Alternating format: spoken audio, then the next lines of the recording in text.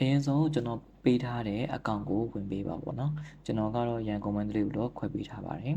အဲ့တော့အဲ့ဒီအကောင့်ဝင်သွားပြီဆိုလို့ရှိရင်ကျွန်တော်တို့ဘယ်ဘက်မှာရှိတဲ့ product ရဲ့အောက်မှာ list product ကိုနှိပ်လို့ရပါတယ်အဲ့တော့ဒီမှာကပုံထည့်ထားရဲဆိုလို့ရှိရင်တော့ပုံပေါ်နေမှာဖြစ်တာပေါ့နော်အဲ့တော့ပုံမထည့်ထားဘူးပုံဖြောက်ချင်တယ်ဆိုလို့ရှိရင်product image ကိုဒီ column visibility မှာတွားပြီးတော့ဖြုတ်လိုက်လို့ရပါတယ်အဲ့ဒါဆိုရင်ဒီရှင်းရှင်းလင်းလင်းနဲ့ဒီဘက်ကဈေးနှုန်းတွေပါတယ်လေကျွန်တော်တို့တခါတည်းကြည့်လို့ရမှာဖြစ်ပါတယ်အဲ့တော့ product တွေကိုဈေးပြချင်တယ်ဆိုလို့ရှိရင်ကျွန်တော်တို့အဲ့ဒီမှာ action ဆိုတာလေးရှိပါတယ်အဲ့တော့အဲ့ action လေးကိုနှိပ်ပြီးတော့တခါတည်းedit လုပ်လို့ရပါတယ်အဲ့တော့အဲ့ edit မှာဈေးလေးကိုအောက်ဆုံးထိဆွဲချလိုက်ပါအောက်ဆုံးနောက်ဆုံးခုကျွန်တော်ပြထားတဲ့နေရာလေးမှာဈေးပြင်ပေးရမှာဖြစ်ပါတယ်အဲ့တော့သူ့ဘေးမှာရှိနေတဲ့ purchase price ကတော့ဒါတကယ်ဝယ်ရင်းဈေးပေါ့နော်အဲ့ဒါထည့်လဲရတယ်ဒါမှမဟုတ်လို့ရှိရင်လည်းကျွန်တော်ကူတာထားတဲ့အတိုင်းမထားလို့ရတယ်ပေါ့နော်တကယ်ဝယ်ရင်းဈေးတွေပါရေးထုတ်ထားမယ်ဆိုလို့ရှိရင်တော့အမြတ်ပါတစ်ခါတည်းတက်လို့ရတယ်ပေါ့နော် product တစ်ခုချင်းစီတစ်ခုအဲ့တော့စရောင်းဖို့ဆိုလို့ရှိရင်ဒီမှာ POS ကိုတစ်ချက်နှိပ်ပြီးပါပြီးတော့လို့ရှိရင်ကျွန်တော်တို့ဒီမှာ product ကဒီမှာရိုက်ရှာလို့ရတယ်တကယ်လို့ barcode နဲ့တွဲထားရဲဆိုလို့ရှိရင်ဒီမှာ barcode နဲ့ scan ဖတ်လို့ရတယ်ပေါ့နော်အဲ့တော့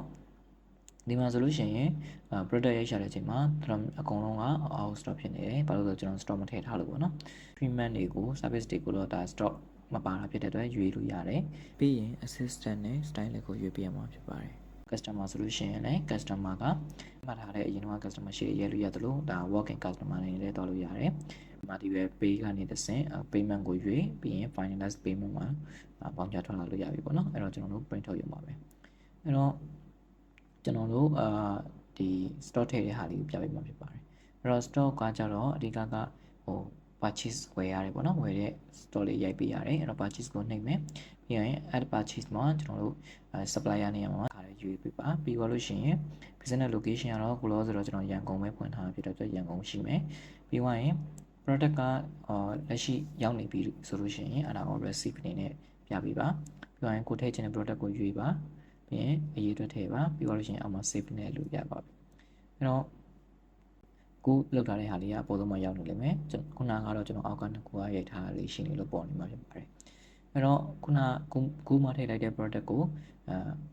store သွားချက်မယ်ဆိုရင် product ကိုသွား list product ဝင် store report ကိုနှိပ်လိုက်ပါအဲ့မှာကျွန်တော်ခုနရိုက်ထားတဲ့purchase ရိုက်ထားတဲ့ store ထွက်လာပါလိမ့်မယ်နှစ်ခုရိုက်ထားဖြစ်တဲ့အတွက်ပေါ့နော်အဲ့တော့ဒီ product ကိုပဲကျွန်တော်ဒီ POS တွေမှာတခါလေးစမ်းပြပေးမှာဖြစ်ပါတယ်အဲ့တော့ဒီ product ကိုကျွန်တော်ရိုက်ရှက်လိုက်မယ် store နှစ်ခုတွဲလိုက်မယ်အဲ့တော့ store တစ်ခုကိုကျွန်တော်ဒါအစံရောင်းလိုက်မယ်ပေါ့နော်ရောင်းလိုက်တာဖြစ်တဲ့အတွက်ဒီမှာပေါင်းချထွက်လာမယ်ပြီးသွားလို့ရှိရင်ကျွန်တော်တို့ဒီ product list တွေကနေပဲကျွန်တော် store report သွားကြည့်လို့ရှိရင်တစ်ခုပဲကျန်တော့မှာဖြစ်ပါတယ်အဲ့တော့ဒါကတော့ဈေးစံပါချီရဲ့အလုပ်လုပ်ပုံလေးပေါ့နော်အဲ့တော့ကျွန်တော်တို့report အနေနဲ့လည်း report အောက်မှာအများကြီးရှိတယ်အဲ့တော့ကိုနှစ်သက်ရ report ကိုတန်းကြည့်လို့ရပါတယ်အဲ့တော့တခုရှိတာကတော့ဒီမှာ purchase ကို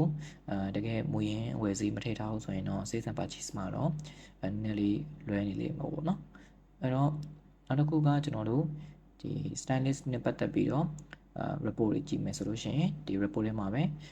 အောက်ဆုံးမှာ assistant report ရှိတယ် stylist report ရှိတယ်အဲ့တော့အိမ်မှာဝင်ကြည့်ပြီးတော့တယောက်ချင်းစီကို search bar မှာရိုက်ရှာပြီးတော့တယောက်ချင်းစီကဘယ်လောက်